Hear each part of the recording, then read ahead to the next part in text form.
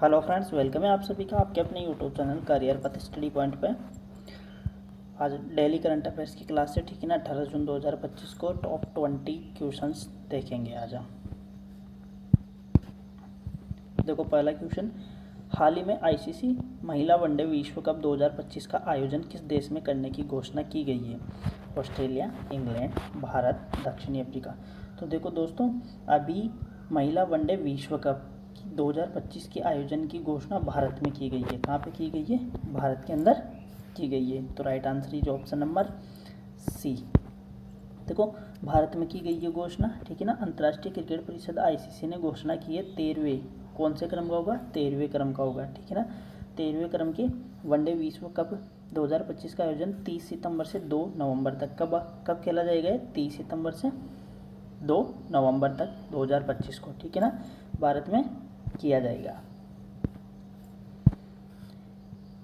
केंद्रीय पर्यावरण, वन एवं जलवायु परिवर्तन मंत्री भूपेंद्र यादव को हाल ही में किस संगठन का अध्यक्ष चुना गया है? तो संयुक्त राष्ट्र पर्यावरण, अंतर्राष्ट्रीय बिग कैट अलायंस, विश्व वन्य जीव कोष, ग्रीन पीस इंडिया। तो right answer is option number B, अंतर्राष्ट्रीय बिग कैट अलायंस का।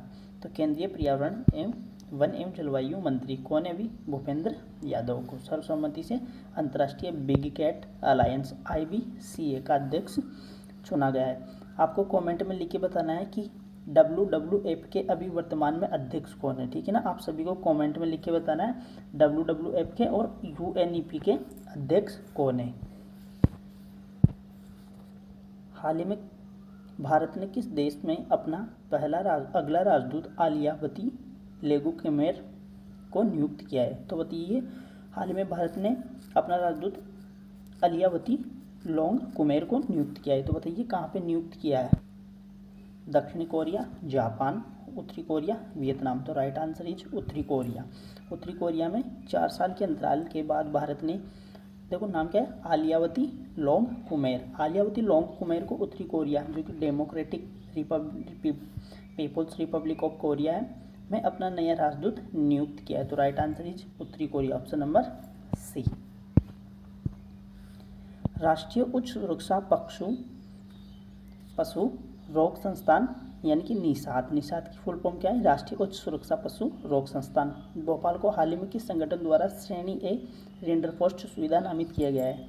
श्रेणी ए रेंडर पोस्ट सुविधा नामित किया गया है। विश्व स्वास्थ्य संगठन, संयुक्त राष्ट्र खाद्य और कृषि संगठन, विश्व पशु स्वास्थ्य संगठन, विश्व बैंक। तो राइट आंसर क्या होगा? विश्व पशु स्वास्थ्य संगठन, विश्व पशु स्वास्थ्य संगठन, ठीक है, विश्व पशु स्वास्थ्य संगठन होगा। देखो, राष्ट्रीय उच्च सुरक्षा पशु रोग संस्थान यानी कि निषाद भोपाल को कहाँ पे स्थित है? भोपाल मतलब MP मध्य प्रदेश में। विश्व पशु स्वास्थ्य संगठन को और संयुक्त राष्ट्र खाद्य और कृषि संगठन FAO द्वारा 1 वर्ष के लिए श्रेणी ए रेंडर पेस्ट सुविधा नामित की है, ठीक है ना। किसे? निषाद को, राष्ट्रीय उच्च सुरक्षा पशु रोग संस्थान को, जो कि भोपाल में स्थित है।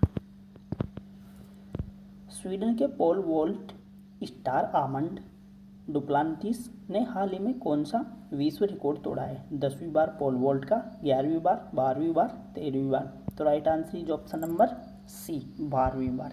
कौन सी बार? 12वीं बार। इंपॉर्टेंट क्वेश्चन है, ठीक है ना। 12वीं बार पोल वोल्ट का विश्व रिकॉर्ड तोड़ा है स्वीडन के। कहाँ के रहने वाले? स्वीडन के। पोल वोल्ट स्टार आमंड डुप्लेसिस ने एक बार भी इतिहास रच दिया है जब उन्होंने 12वीं बार पोल वोल्ट का विश्व रिकॉर्ड तोड़ दिया है, ठीक है ना। भारत की टेनिस स्टार अंकिता रैना ने हाल ही में गुइमाई रेस ITF में किसके साथ मिलकर 32वां युगल खिताब जीता है? इंपॉर्टेंट, वेरी इंपॉर्टेंट क्वेश्चन है, ठीक है ना, वेरी इंपॉर्टेंट क्वेश्चन है। तो देखो, अंकिता रैना जो कि टेनिस खिलाड़ी है, ठीक है ना, अंकिता रैना जो कि टेनिस खिलाड़ी है, उन्होंने 32वां युगल खिताब जीता है। तो उन्होंने 32वां युगल खिताब गुइमाई रेस ITF में किसके साथ में जीता है? Sania Mirza, Alice Robe, Martina Hingis, Venus Williams. तो right answer is option number B, Alice Robe, France की। और एलिस रोबे कहाँ की रहने वाली है? फ्रांस की, ठीक है, ये भी टेनिस खिलाड़ी है।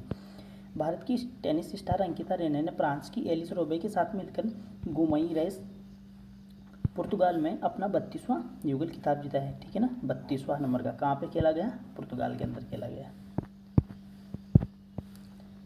टाटा कंसल्टेंसी सर्विसेज TCS ने वित्तीय परिचालन को सुचारू बनाने के लिए हाल ही में किस संगठन के साथ हाथ मिलाया है? आपको पता होगा TCS जो SSC वगैरह के पेपर कंडक्ट कराती है, ठीक है ना, टाटा कंसल्टेंसी सर्विसेज, विश्व बैंक के साथ, अंतर्राष्ट्रीय मुद्रा कोष, counselling of Europe development bank, एशियाई विकास बैंक। तो right answer is counselling of Europe development bank, ठीक है, ऑप्शन नंबर सी।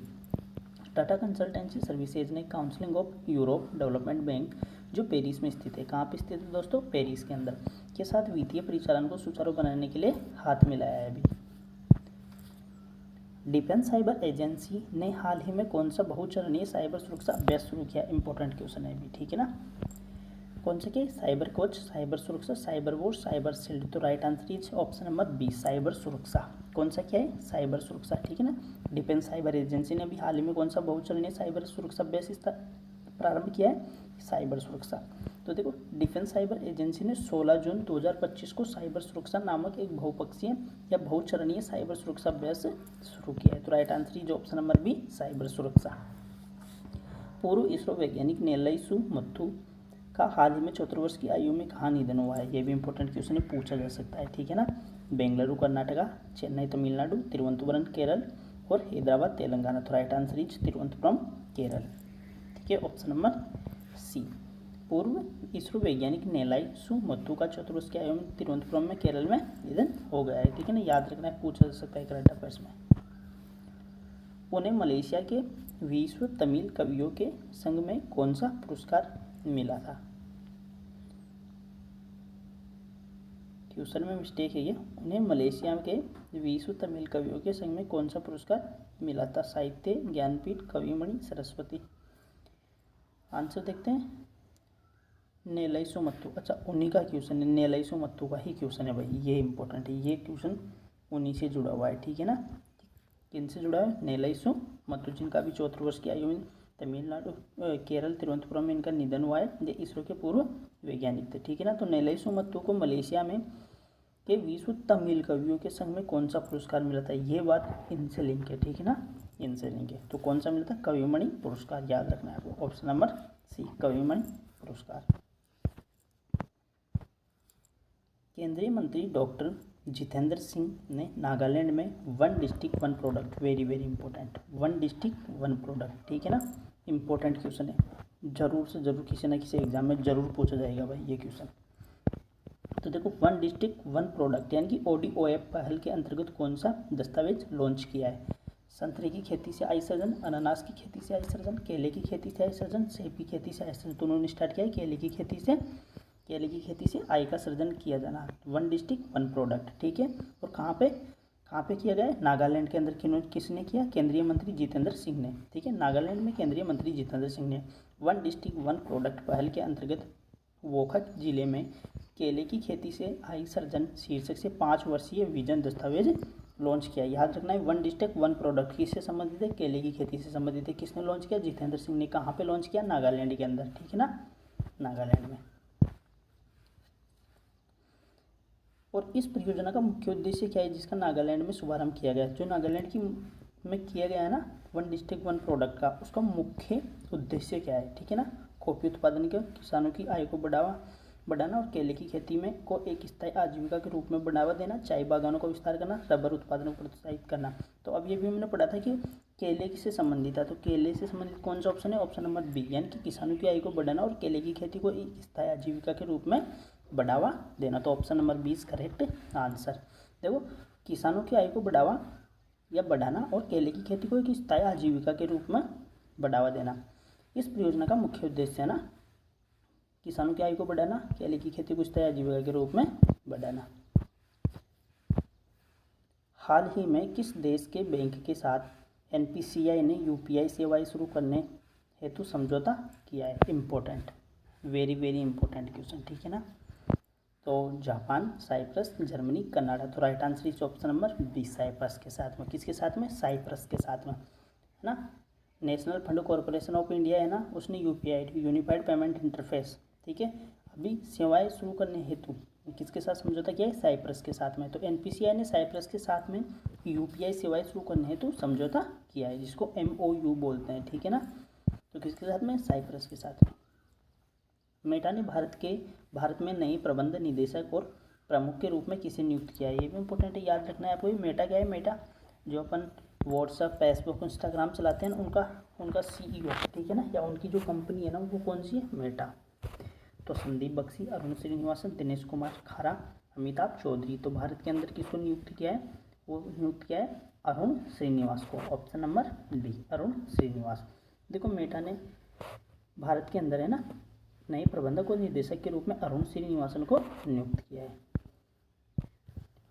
हाल ही में किस वरिष्ठ ब्यूरोक्रेट्स ने भारत के G20 शेरपा पद से इस्तीफा दिया है। तो आपको पता होना चाहिए ये तो, ठीक है ना, पुराना क्वेश्चन है कि G20 का शेरपा कौन था G20 का शेरपा, G20 का शेरपा कौन था जिन्होंने अभी इस्तीफा दे दिया है। शक्तिकांत दास, अमिताभ कांत, टीवी सोमनाथन, अजय भूषण पांडे। तो right answer is option number B, Amitabh Kant, जो कि G20 के शेरपा थे। अनुभवी नौकरशाह अमिताभ कांत ने हाल ही में G20 शेरपा पद से इस्तीफा दिया है। उन्हें जुलाई 2022 में उस समय यह महत्वपूर्ण भूमिका सौंपी गई थी जब भारत G20 के अध्यक्ष की तैयारी कर रहा था। अभी आप मुझे कमेंट में लिख के ये बताओगे कि G20 का 2025 का आयोजन देश कौन सा है। हॉकी इंडिया मास्टर्स कप 2025 का पहला संस्करण किस शहर में आयोजित किया गया है, इंपॉर्टेंट क्वेश्चन है ये भी, ठीक है ना। हॉकी इंडिया मास्टर्स कप 2025 का पहला संस्करण किस शहर में आयोजित किया गया, बेंगलुरु, मुंबई, चेन्नई, दिल्ली। तो right answer is option number C, Chennai, ठीक है। हॉकी इंडिया मास्टर्स कप 2025 का संस्करण चेन्नई में आयोजित किया जाएगा। भारत में 16 वर्षों बाद जनगणना शुरू होने वाली है, ये कब से शुरू होने वाली है, ये भी इंपॉर्टेंट क्वेश्चन है, ठीक है ना दोस्तों। जनगणना स्टार्ट होने वाली है जो कि 2027 तक पूरे आंकड़े की गणना की जाएगी, ठीक है ना। 2027 तक पूरे आंकड़े लगभग गिन लिए जाएंगे। और ये कब से प्रारंभ की जा रही है, जुलाई 2025, अगस्त 2025, सितंबर 2025, अक्टूबर 2025। तो स्टार्ट की जा रही है सितंबर 2025 से। सितंबर 2025 से जनगणना का डेटा लेना प्रारंभ हो जाएगी, ठीक है ना। तो भारत में 16 वर्षों बाद जनगणना होने वाली है और इसका पूरा शेड्यूल जारी किया गया है। ये सितंबर 2025 में शुरू होगी। और ऐसा सुना जा रहा है कि अभी जातीय जनगणना भी होगी, जो कि पहली बार जातीय जनगणना कब हुई, पहली बार जातीय जनगणना हुई थी 1931 में। कब हुई थी, 1931 में। लेकिन इस बार की जो 2025 से 2027 के बीच होगी ना दोस्तों, उसमें भी जातीय जनगणना को सम्मिलित किया जा रहा है। इसका मतलब सभी की जाति के अनुसार जनगणना का डेटा भी हमारे सामने रखा जाएगा, ठीक है ना। हाल ही में मालदीव ने किस भारतीय एक्ट्रेस को ग्लोबल टूरिज्म एम्बेसडर बनाया है, ठीक है ना। मालदीव के अंदर दीपिका पादुकोण, आलिया भट्ट, कियारा आडवाणी, प्रियंका चोपड़ा। तो right answer is option number C, Kiara Advani. जानते होंगे आप कियारा आडवाणी को, मूवी देखते होंगे उनकी, ठीक है ना, फेमस एक्ट्रेस है। तो किसे बनाया है, कियारा आडवाणी को मालदीव के अंदर क्या बनाया गया है, ग्लोबल टूरिज्म एम्बेसडर बनाया गया है, ठीक है ना, याद रखना है आपको। देश के 52वें चीफ जस्टिस कौन बने हैं, इंपॉर्टेंट क्वेश्चन है भाई, ठीक है ना। देश के 52वें चीफ जस्टिस कौन बने हैं, जिन्हें राष्ट्रपति द्रौपदी मुर्मू ने शपथ दिलाई। Justice DY Chandrachud, Uday Umesh Lalit, Bhushan Ramakrishna Gavai, NV Ramana. तो right answer is Bhushan Ramakrishna Gavai, option number C, ठीक है ना, option number C. Important question है, ठीक है ना, जरूर याद रखना, इंपॉर्टेंट क्वेश्चन है। तो जस्टिस भूषण रामकृष्ण गवई को 52वां चीफ जस्टिस ऑफ इंडिया की शपथ दिलाई गई है, ठीक है ना, याद रखना है आपको ये। तो आज के क्वेश्चन इतने ही थे। टॉप 20 क्वेश्चन देखे हमने, जो कि आज के करंट अफेयर्स के थे पूरे, ठीक है। Thanks for watching this video. Okay friends, thank you.